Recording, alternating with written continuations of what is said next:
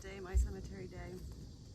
It is also JC's birthday, my father-in-law JC, his first heavenly birthday. So it is a special day and I'm grateful to be here today to clean the headstones of Mr. Walter P. Carter and his wife Annie Lee Carter. Walter was born in 1879 and transitioned to heaven in 1939, and Annie Lee Carter came into this life in 1880 and transitioned to heaven in 1973. So Walter, you had a pretty long life considering the time that you were living, and Annie, you lived a very long life. So I hope you both had good lives. I hope you are resting in eternal peace as well as enjoying all of the benefits of heaven and being everywhere with no time. With that being said, Walter and Annie, I'm going to go ahead and get started on first pruning this tree by your headstone, Walter, and then I'm going to clean your headstones. I always use the movie Dirty Dancing as my example of when I say nobody puts baby in a corner. I mean the same thing when I'm pruning trees and bushes at the cemetery, is that we shouldn't have anything obstructing the view of our final resting place. Of course, unless that is how we were in life, wanting to be hidden, then perhaps that is how we want to be in our final resting place. But this definitely needed a little trim here. So get that cleaned up, Walter. And I'm looking forward to having a little chat and getting to know the two of you better and having you get to know me. I have cleaned your headstones before, Walter and Annie. I think it's been about 3 years, which makes me happy to know that my cleanings do last for a while. So as I said, today is JC's first heavenly birthday. My father-in-law, he passed away actually on February 1st, but he wasn't pronounced deceased until February 2nd. So that's why I found it interesting that JC really began to come through to me in his spirit gifts yesterday, full force ahead, a day before his birthday, which had me symbolize absolutely his knowing that he died on February 1st, not February the 2nd, regardless of what the legalities and all of that says. And I do believe that JC knew I would get it. I would understand him beginning to come through for his birthday yesterday. I am going to do a little trench here around your headstone, Walter, because I know that once I go to rinse off your headstone, I don't want the water to pile up on top of your headstone. So today is a day of remembering JC. And every day should be a day of remembering as well as thinking of everyone in life who means something to us, whether it's a parent, a sibling, a relative, a friend, a coworker, a neighbor, a celebrity that you don't know, or a stranger that you don't know.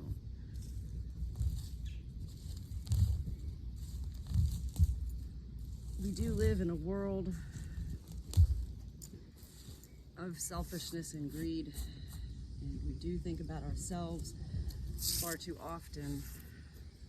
So one of the reasons I love coming to the cemetery is because it does ground me, no pun intended. It literally grounds me, keeps me connected to life in the ways that I believe we all should be connected to life, in unselfish and in spiritual ways. All right. I know it's very hard for my husband, Chris, today, as well as his mother, Pansy, and his sister, Lisa. I know that I have found only peace with JC's transition from life to heaven. And I know that that is because I am very connected to spirit. in my own personal ways. So yesterday, JC first visited me. I was having a bad moment. My girls were supposed to go up to visit my parents, their Grammy and Grandpa, in Myrtle Beach, and my mom is actually really sick with a UTI right now. So my parents asked if the girls could hold off on their trip. Well, that didn't go over so well with the girls. They had already packed the car. They've been thinking about this for 5 months now. It was a devastating blow. And so I was outside writing in my notes, and I happened to look up, and there's this cardinal sitting on a little branch just staring at me. And so I took a picture. And later when I went inside, I looked at the picture and I saw this bright light right next to the cardinal, and the cardinal was like really staring at this light. It's undeniable, the light in this photo. So I knew at that moment, as I've learned to know, the way Spirit presents to us is in unknowing, knowing ways. If that makes sense? I always say, whenever anything in life, creature or critter or a moment or person or anything in life happens that captures our attention in an unusual or unexpected way, it is absolutely Spirit delivering a message to us. So I see cardinals all the time, and I don't always feel something when I see every cardinal. Yesterday, whoa, definitely felt that. Totally was JC, as well as I also believed it was my grandmother visiting. She always visits as a cardinal too, and she knew how upset I was that my mom was sick and that the girls couldn't go and help her. Like, I didn't understand why my mom would turn away family at this time. So Spirit presents at times like that so that we can take a step back and like have an aha moment, like, oh, okay, so it really isn't about me or my girls. Like, my mom really is sick, and also God, in some way, didn't want this trip for them to happen to the beach. So I'm grateful to be able to share with my family my thoughts. I can't make anybody believe what I believe, but that can't stop me as well from sharing. So I shared with my family yesterday that I believe that God is protecting the girls, and perhaps traveling via car on the interstate right now is not in God's plan for them. So now my youngest daughter Kathleen and her sweet boyfriend Daniel are going to fly to Arizona to visit his sister, who he hasn't seen in a long time. So everything does happen for a reason. It's one of the biggest cliches in life that we hear all the time whenever we don't know how to explain something. And it is the truth. Everything does happen for a reason. Yet we can't always know what that reason is.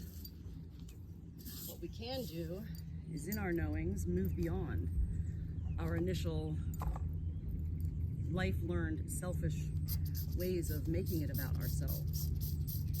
Like, how could my parents turn away my daughters? They've been planning this trip forever. My mom's not on her deathbed. Why can't they come and visit? Well, I don't really need an answer to that. I just move beyond those thoughts and choose to fill my mind with greater thoughts, like everything happens for a reason and it's not meant to be right now. And I'm grateful that now they're able to take a different journey. Sometimes that's what life does, is we think we're going one way, and yet God wants us to know He leads us, He brings us, He delivers us to where we are meant to be always. So now, instead of it being a beautiful moment between Kathleen and her grandparents, it's going to be a beautiful moment for her and her boyfriend with his sister. A time of reconnecting and bonding and visiting a new place. Arizona.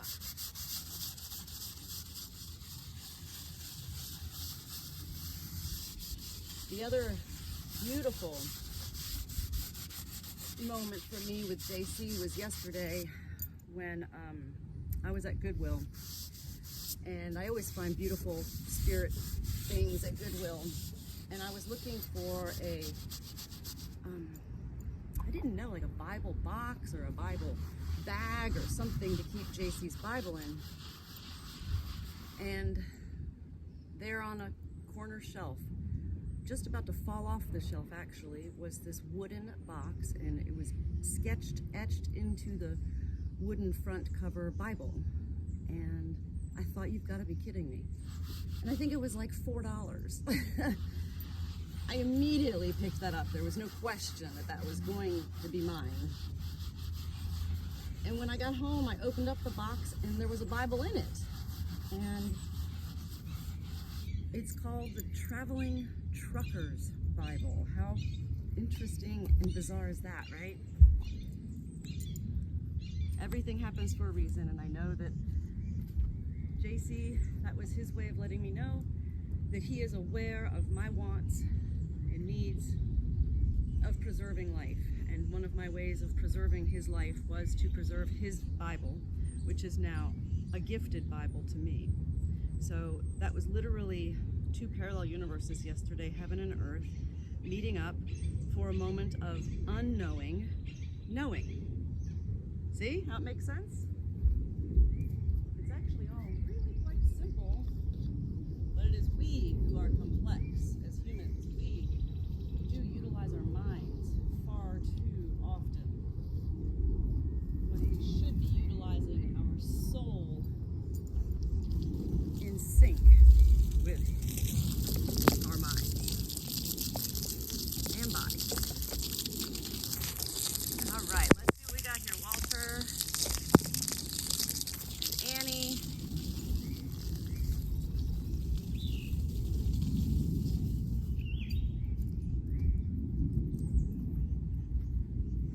This looks very good, very good. Maybe just a couple of little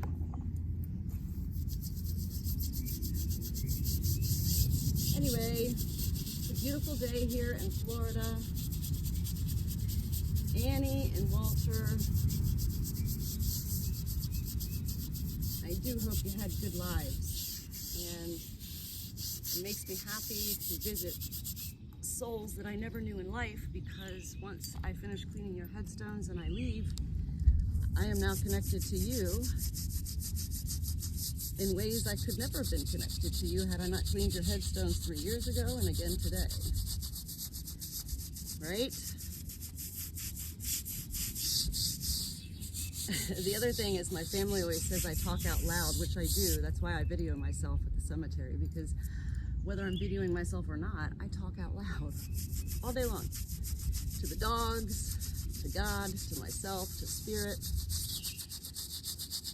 And the other day, when we were walking our dogs, there was a lady who approached us with her dog. And she started talking, and I thought she was talking to me. But I realized she wasn't. She was talking out loud. And she wasn't even talking to her dog. She was talking out loud just to herself almost. And I walked away, and I caught up with Chris, and I said, oh my gosh, that was bizarre. This lady was talking to herself. And Chris just started laughing so hard. He said, now you know how we feel when we hear you talking out loud and we don't know. Are you talking to us? Are you venting your frustrations? Like, what is it? I said, well, now we both know, Chris. When I talk out loud, it is because I have a need to talk out loud.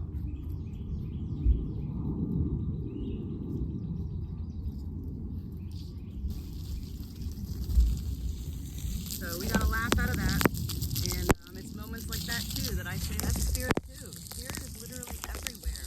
Spirit is in the cardinals, it's in the Bible box, it's in the headstones that we clean, it's in the flowers, it's in the trees.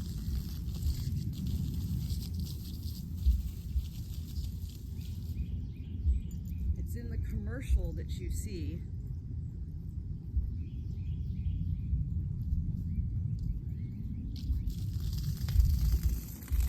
Selling something or discussing something that you have been thinking of. Spirit is anything that captures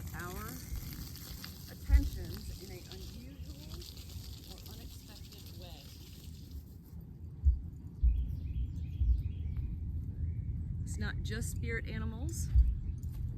Spirit is life. So there's spirit animals, there's spirit life.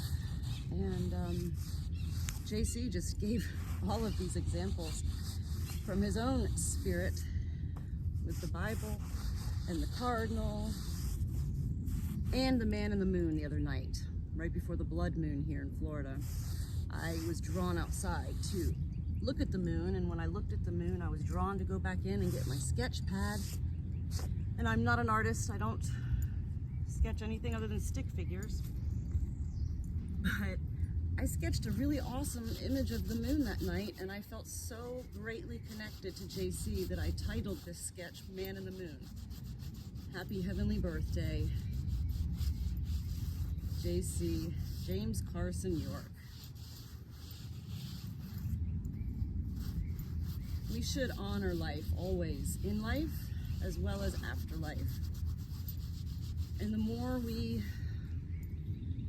find our own unique ways to honor life as well as the afterlife, the more we are gifted with knowing how connected we are to another universe beyond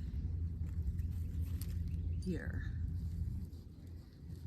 There's some flowers for you. I don't know what happened to my screen there. It's all blurry. Let's see if I can fix this. Is that better?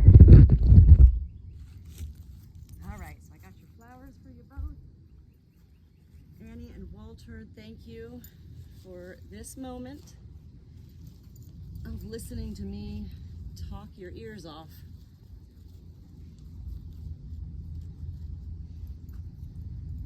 I enjoy visiting and talking, and I know that even in our death, we still want to have conversation. For me, it happens to be one-way conversation is the most beautiful conversation for me. In unselfish ways, of course. And with that, voila. Thank you, Walter and Annie. Until we meet again.